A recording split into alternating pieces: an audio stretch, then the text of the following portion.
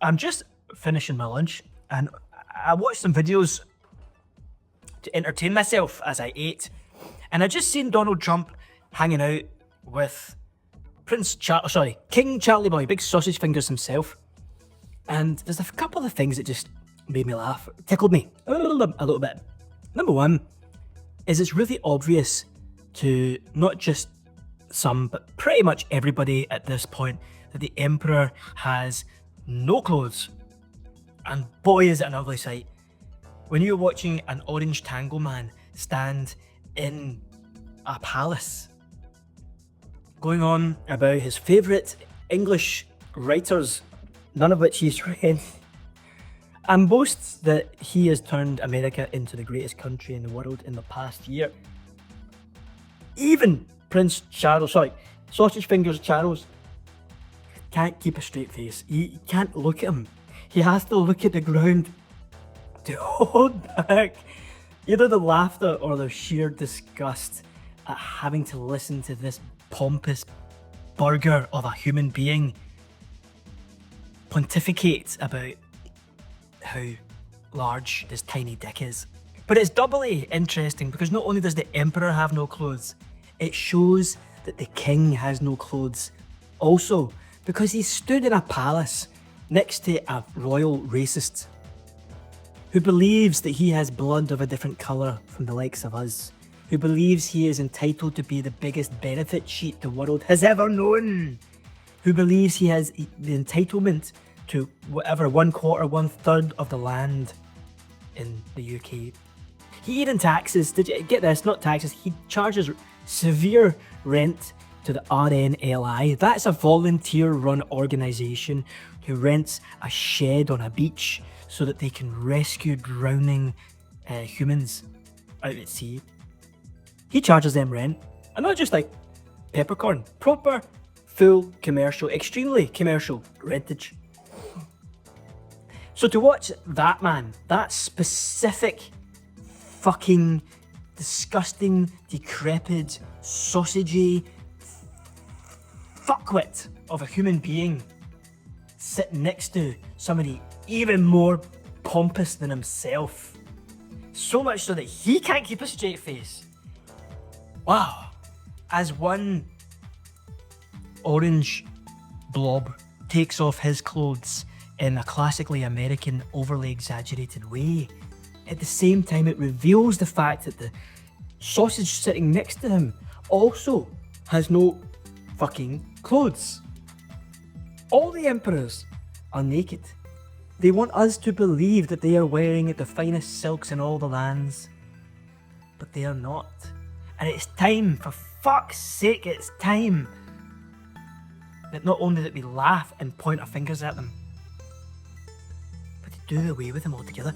That if you've seen a naked man, an old, decrepit, demented old man walking down the street naked, we would take him to one side, offer him a blanket, and if he refused, if he continued to believe in his own delusions, well, there's places for people like that. Watching Trump sitting next to a king, a pretender next to another, it makes the whole thing, across countries, across the whole planet, it reveals how just infinitely absurd these medieval, these fascistic models, these patriarchal pyramids of power that we are expected to not only believe in, but to worship. It makes it all the more absurd when one cannot even bear to look at the other as he reveals just how naked he truly fucking is. Like, for fuck's sake, can we stop laughing at the mentally ill and get them the help that they need? I've got a couple of good recommendations for you as well. I just listened to a really good podcast called Solarpunk Presents, which I'll link below, talking about a book called The Great Leveller. And in that book, it discusses the fact that, according to history at least, the only time there's been any significant development or restructuring of inequality, rather than it all funneling exponentially to the super rich has been at four specific times, but basically all four of them involve extreme violence of some description. They talk about it really well, in really good detail, and debate and discuss the four concepts incredibly, so I won't go on about it too much.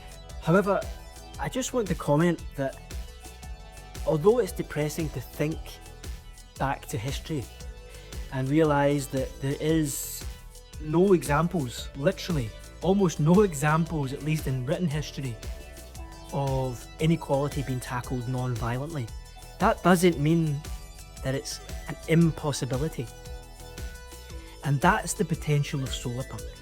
In the book that I just finished writing, that is now getting edited, I specifically present a world that I come from, a different timeline where it did happen non-violently, not through necessarily direct conscious action, but there was certainly a lot of chaos, governmental collapse that just kind of happened by itself.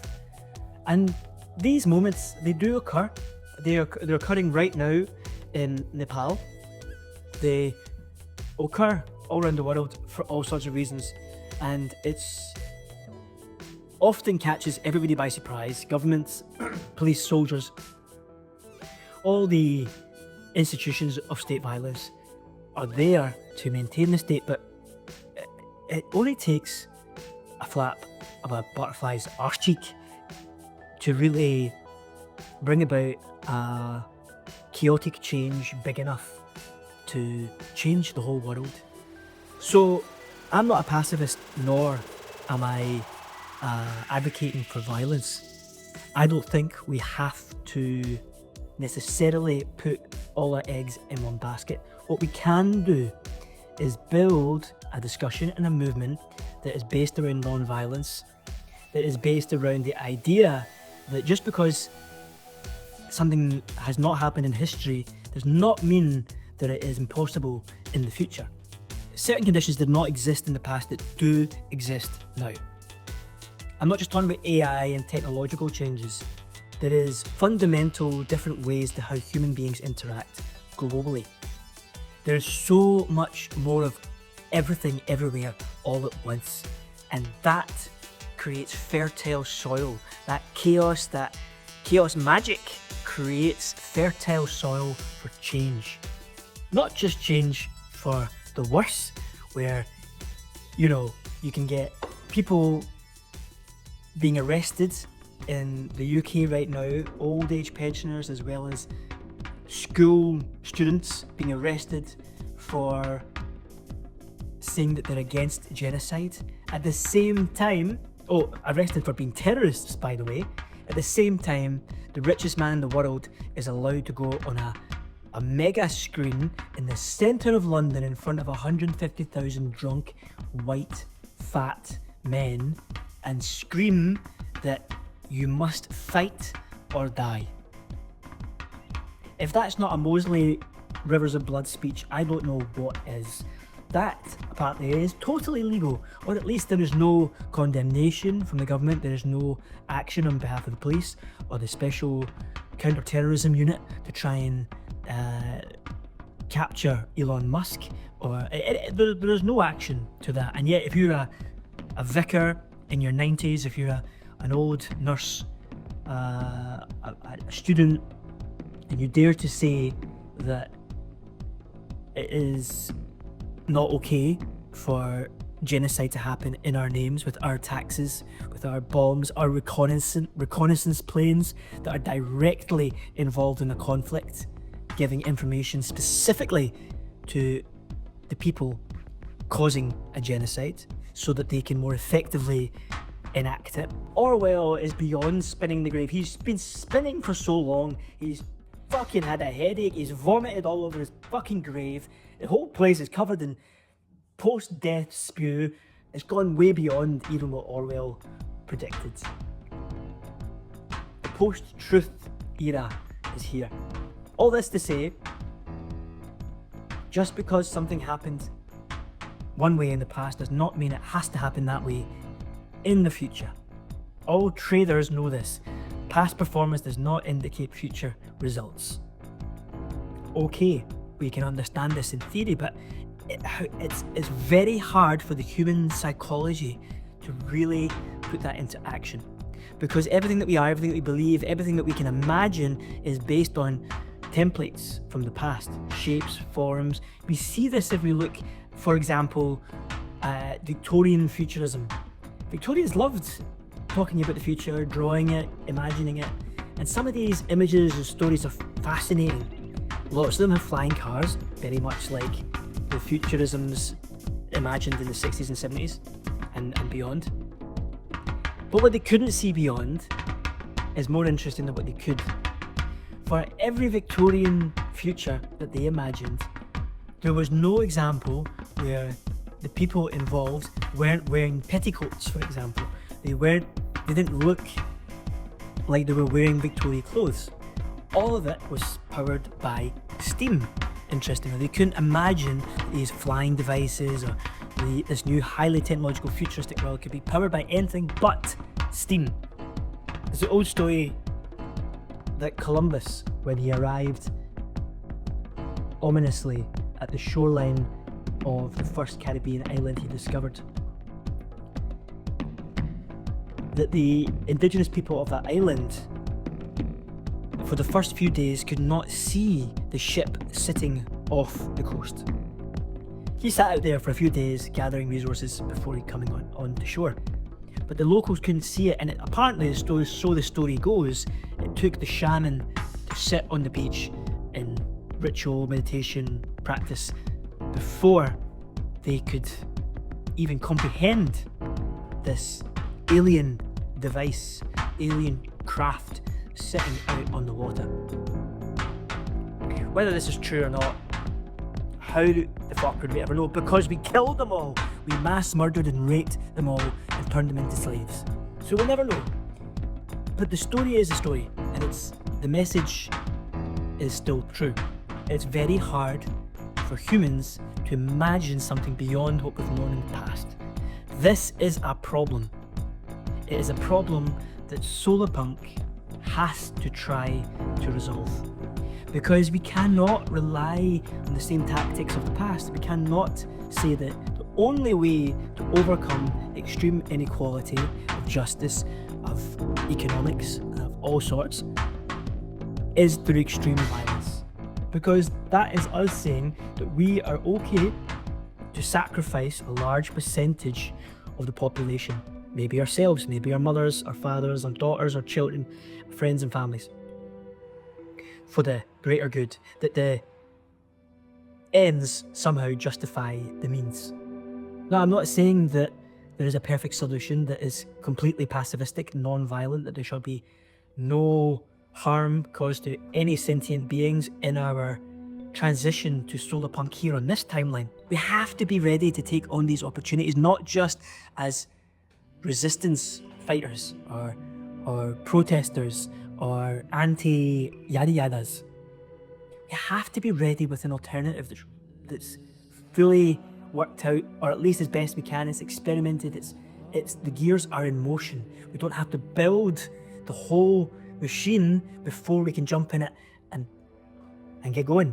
We can start to build those parts now, so that when the time comes, it's IKEA style, it's flat packed, it's ready to go. We just stick the bits together and phew, off we go. It's a new Adam Curtis series. I haven't seen it yet, but I shall start tonight. I love Adam Curtis, he's amazing. He's like a post-apocalyptic storyteller for the cyberpunk generation, isn't he? With his deep analysis of hypernormalization and all the rest of it. But this new series, I've seen a clip of it on the old socials, and it looks really, really fascinating, because just as I'm beginning to talk about this stuff to you on this channel, just as I've written this book to tell you about how we did it on my timeline over in Solarpunk Scotland, he's written or created this series where it seems to be his message is very much the same. Just because the way we did it in the past is how it's always happened does not mean we cannot create new ways of doing things. We are fatigued by design. We are exhausted by design. We are burnt out by design. That is the methodology of the capitalist cult. It's understandable that when we're burnt out, exhausted, we're in survival mode. We're in fear, we're shivering, we just want a good night's sleep and somebody to tell us it's going to be okay. Very hard for us to envisage a world that is different from the world that we've always known. Like a survivor of trauma, it's very hard for them not to expect or envisage future traumas in new relationships, in new experiences. They're forever looking for the repetition of the patterns of the past. And we are the same, us collectively, the human species, traumatized by late stage capitalism, particularly since the 80s. So it's all very understandable that when we talk about things like Solarpunk and new utopias, they feel exactly like that. Fantastical utopias that are just a waste of time to even consider. In fact, even the thought of spending any energy thinking about these new worlds seems like such folly, such a stupid waste of our time. We are, after all, beings with confirmation bias who love to complete our own stories. And if we have a story of trauma, if we have a history, a collective history of violence, and the only way things have ever been won is it been times of great cataclysm, great apocalypse. And it's no wonder that we're obsessed with apocalypses. We are waiting for one to happen, not only because we fetishize the concept of mass death, mass extinction, because we've been ingrained to believe there is no steering beyond it now. And so we become like a sexual kink, like a fetish. We've turned something that disempowers us into something that we feel empowered by, we feel titillated by the idea of the apocalypse. But more than that, when we think about apocalypses, there's two options. Either we die, and then that's finally the peace and sleep that we've all been waiting for, or we survive, and there's a part of us that subconsciously recognizes and realizes, just like the Great Leveler book documents, that only in times of apocalyptic disaster has there been an opportunity for great changes, great revolutions to rebalance inequality. I'm here to tell you that we don't have to wait for the apocalypse before we start to work. I'm not a pacifist. I'm not suggesting you should be either. We need to defend ourselves, defend our communities, of course, but that should not be our aim or focus. We should not expect violence as a prelude or a precursor or a necessary function of change, healthy change. It is possible using other tactics. And I'm going to sound like a hippie when I say this, but we can use tactics of love, connection, humor, laughter. These are the weapons that we still have at our disposal. They cannot take them away. We can't fight them in hand-to-hand combat. They've got fucking drones and nukes. The age of face-to-face combat is over. There will never be another world war in the way that we know it. The only wars that exist now are usually between state, mass technological armies and civilian populations, also known as ethnic cleansing or genocides. We cannot hope that the only way out of this shithole, this late stage cyberpunk big C cult that we've all found ourselves in, is genocide and more ethnic cleansing and more apocalypse. We cannot, because what's the point? I'm not waiting with my head in the fucking sand and my arse up in the air just getting fucked by every billionaire and their tiny cocks that wants to pass by. There is an alternative. There is another way. We are the other way, and I know it's exhausting. I know we're burnt out. But by God, there's never been a more important time. There's never been more fertile soils for change, true change. I'm not talking fucking Obama, drone strikes in Pakistan while getting a Nobel Peace Prize kind of change. I'm talking about emergent, grassroots, solarpunk change. We just have to become it. The process starts with us. As Gandhi says, we must become the change we wish to see in the world. What a cliche it's become, and yet, have we learnt? Do we practice it? The world is changing whether we want it to or not. The rise of fascism is a signal. It's an indicator that there is a disturbance in the empire. That is a sign that they are crumbling. And it's not, as we imagine, a fight between the US versus the futuristic China. Yes, China might be developing technologically much faster than the West, but their population is collapsing too. Their political control is shrinking. The economic growth is collapsing. Their entire population is refusing to have babies. Because in a state that is totalitarian, in a state where you feel completely out of control, the last act that you have of rebellion or resistance is to deny that state future soldiers, future workers, future communist bureaucrats. And that's what's occurring.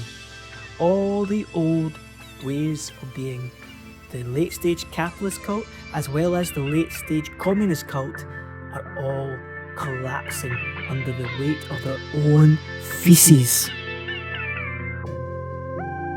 Are we going to wait till they're absolutely dead in the water? That we can poke them with a stick? No. We start today. We start now.